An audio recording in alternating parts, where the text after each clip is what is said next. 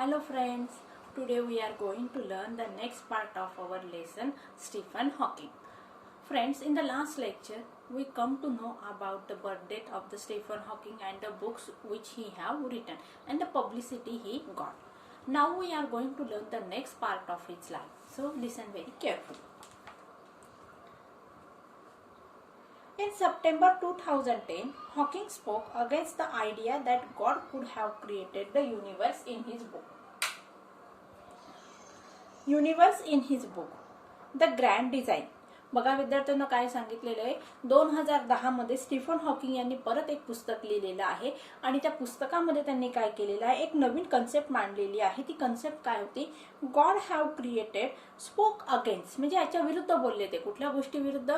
आपल्या सगळ्यांच्या मनासमोर किंवा डोळ्यासमोर एक ढोबळ मारणारे चित्र आहे की ही विश्वाची निर्मिती देवाने केलेली आहे.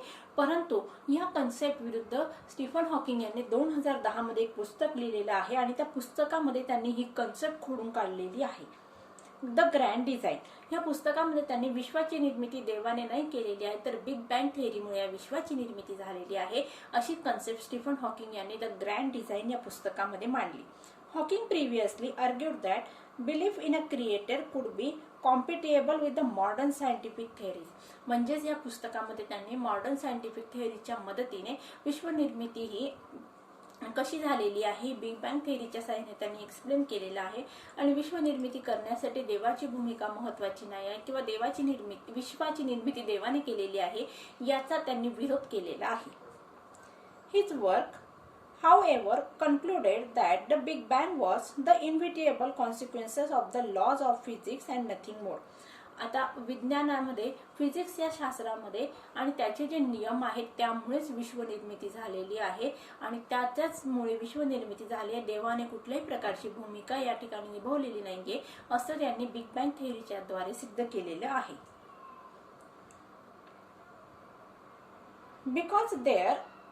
Because there is a law such as gravity, the universe can and will create itself from nothing.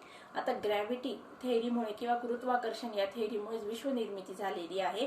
हा एक विज्ञानाचा नियम आहे आणि त्यामुळे विश्वनिर्मिती झालेली आहे.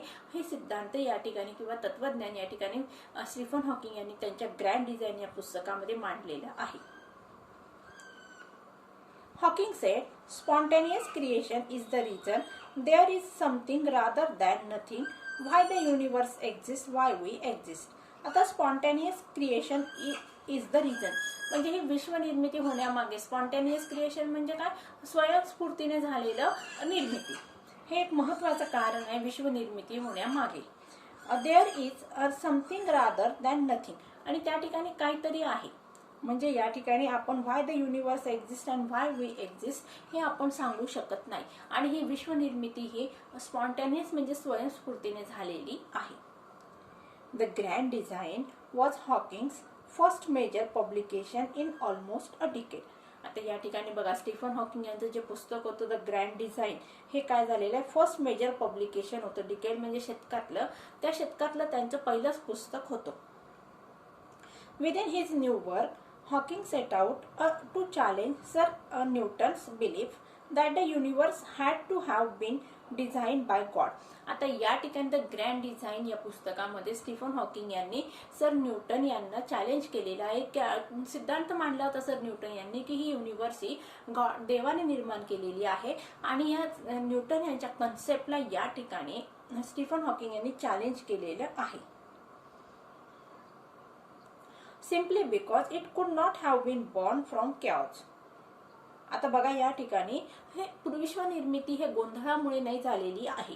It is not necessary to invoke God to light the blue touch paper and set the universe going, Hawking said. आता या ठिकाणी हॉकिंग यांचं काय म्हणणं होतं? इट इज नॉट नेसेसरी, हे महत्वाचं नाहीये. कुठली गोष्ट महत्वाची नाही बघा. To invoke God, to call on a deity, या ठिकाणी देवाला आपण गृहीत धरणं. To light the blue touch paper, आता समथिंग विच कॉजेस एक्साइटमेंट. आता light the touch the blue और टच पेपर याचा अर्थ काय बघा? या ठिकाणी काही देव येत आहे पृथ्वीवर आणि काहीतरी निळ्या रंगाचा प्रकाश पसरलेला आहे, काही चमत्कारिक अद्भुत अशा गोष्टी होत आहे आणि या ठिकाणी सेट द युनिवर्स होईल आणि त्यांनी विश्वनिर्मिती केलेली आहे हे तुम्ही गृहीत धरू नका, हे या ठिकाणी स्टीफन हॉकिंग यांना सांगायचं आहे. म्हणजे स्टीफन हॉकिंग यांनी या ठिकाणी न्यूटन यांची थेअरी खोडून काढलेली आहे. त्यांचं म्हणणं आहे की विश्वनिर्मिती ही फक्त बिग बँग थेअरीमुळे झालेली आहे. या ठिकाणी कुठल्याही प्रकारचा देव अस्तित्वात नाहीये, कुठल्याही प्रकारचे चमत्कार झालेले नाही आहेत. At the age of 21, Stephen Hawking was diagnosed with amyotrophic lateral sclerosis (ALS) or LOU Gehrig's disease. In a very simple sense, the nerves that control his muscles were shutting down.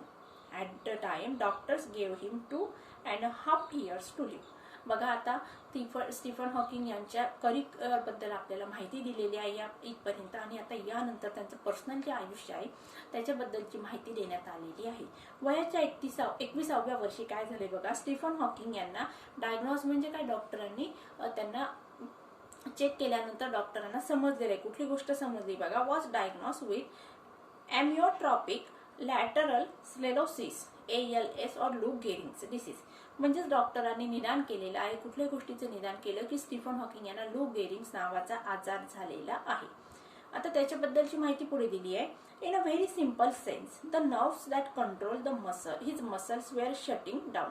म्हणजेच मग या आजाराबद्दलची थोडक्यात माहिती काय सांगितलेली आहे, माणसाच्या ज्या मज्जासंस्था असतात त्या मज्जासंस्थांचं कार्य पूर्णतः या ठिकाणी थांबणार होतं. म्हणजे स्टीफन हॉकिंग यांच्या शरीरातील मज्जासंस्थांचं कार्य पूर्णतः बंद होणार होतं हळूहळू करत.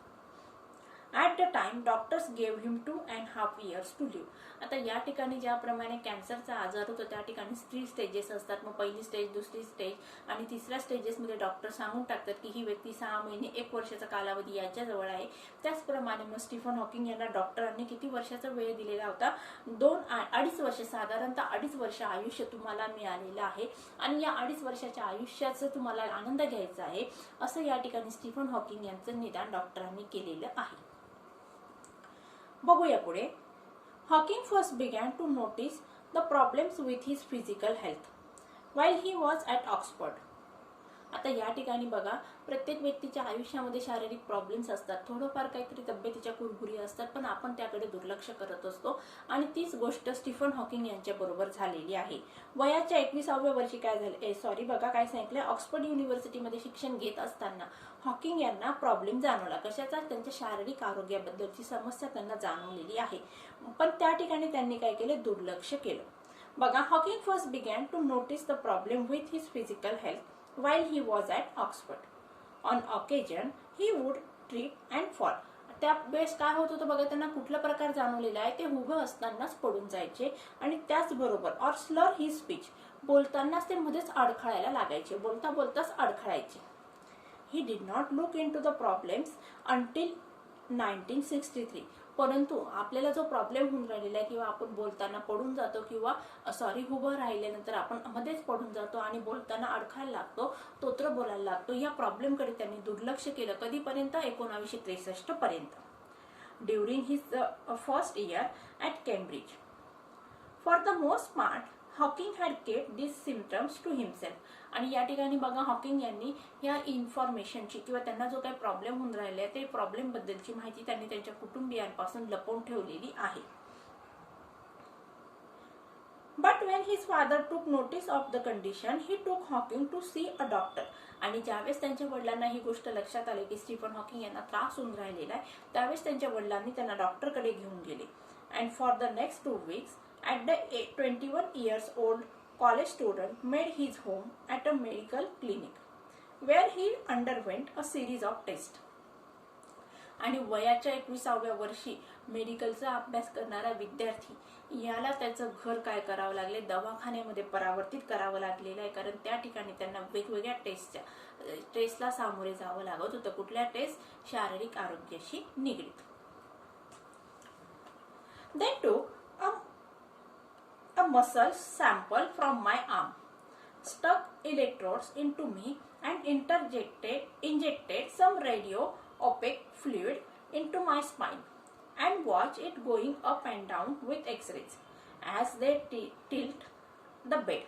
He once said, after all that, they didn't tell me what I had, except that it was not a multiple sclerosis and that I was an atypical case. बघा, पुढच्या पॅसेजमध्ये आता स्टीफन हॉकिंग यांना वयाच्या 21व्या वर्षी आजाराची लक्षणं दिसायला लागलेली आहे. वडिलांनी डॉक्टरांकडे नेलं आणि त्यांना घरीच त्यांच्यावर ट्रीटमेंट सुरू झालेली आहे. आता ट्रीटमेंट करताना स्टीफन हॉकिंग यांना कुठली ट्रीटमेंट देण्यात आली किंवा त्यांना कुठल्या प्रसंगाला सामोरं जावं लागलेलं आहे त्या गोष्टींची इन्फॉर्मेशन त्यांनी नेक्स्ट पॅसेजमध्ये दिलेली आहे. They took a muscle sample from my arm. दे म्हणजे कोण? मग डॉक्टरांनी काय केलेलं आहे, मसल सॅम्पल म्हणजे त्यांच्या बाहूमधून सॅम्पल काढलेले आहेत, मसलचे सॅम्पल काढलेले आहेत. And stuck electrodes into me and injected some radio opaque fluid into my spine. आता या ठिकाणी मल्टिपल स्क्लेरोसिसचा अर्थ दिलाय बघा, abnormal hardening of body tissues. And watch it going up and down with X-rays as they tilted the bed. मग या ठिकाणी स्टीफन हॉकिंग यांच्या बाहूमधून किंवा हातामधून काही मसल्स काढण्यात आलेले परीक्षणासाठी प्रयोगशाळेत नेण्यात आलेले आहेत आणि त्याचबरोबर त्यांना काय केलेलं आहे, एक्सरे सुद्धा काढण्यात आलेला आहे. He once said, after all that they did not tell me what I had. आणि म्हणजे या ठिकाणी त्यांच्या शरीरातील मसलचं काय परीक्षण करण्यात आलेलं आहे, अवयवांमध्ये कुठला प्रॉब्लेम आहे ते चेक करण्यात आलेलं आहे आणि त्यानंतर स्टीफन हॉकिंग यांना काय झालेलं आहे याची इन्फॉर्मेशन त्यांना देण्यात आली नाही. Tell me what I had except that it was not a multiple sclerosis and that I was an atypical case. बघा या ठिकाणी मल्टिपल स्क्लेरोसिसचा अर्थ आहे abnormal hardening of the body tissues. आता एखाद्या व्यक्तीच्या शरीरामध्ये काही विशिष्ट पेशींची काय होत असते, ग्रोथ होत असते. ज्याप्रमाणे कॅन्सरच्या ज्या पेशी असतात त्या माणसाच्या शरीरामध्ये वाढत असतात, मग ते काय असतं, ॲबनॉर्मल ग्रोथ असते. मग ते चेक करण्यासाठी सुद्धा या ठिकाणी काय केलं जातं, केमोथेरपी केली जात असते. मग अशीच थेरपी या ठिकाणी स्टीफन हॉकिंग यांच्या संदर्भात करण्यात आलेली आहे. मग काय सांगितलं डॉक्टरांनी, अ टिपिकल केस. पण त्यांना त्या ठिकाणी म्हणजे कॅन्सर हा आजार नसून कुठल्याही प्रकारच्या पेशींची ग्रोथ अनयुज्युअल झालेली नाहीये, तर त्यांना व्हेरी अनयुज्युअल म्हणजे अतिशय दुर्लभ असा आजार झालेला आहे. अशा प्रकारे विद्यार्थ्यांना आजच्या लेक्चरमध्ये आपण स्टीफन हॉकिंग यांचं करिअर आणि त्याचबरोबर त्यांचं फिजिकल आयुष्य आहे किंवा फिजिकली त्यांना कुठले प्रॉब्लेम्स, हेल्थच्या रिलेटेड कुठले प्रॉब्लेम सॉल्व्ह करावे लागले होते किंवा फेस करावे लागले त्याच्याबद्दल थोडक्यात माहिती आपण शिकलेला आहोत. येणाऱ्या नेक्स्ट लेक्चरमध्ये आता काय होतंय ते आपल्याला बघायचं आहे. तोपर्यंत तुम्ही सगळ्यांनी लेसन पूर्णतः वाचून ठेवायचं आहे. So friends, take care and good bye.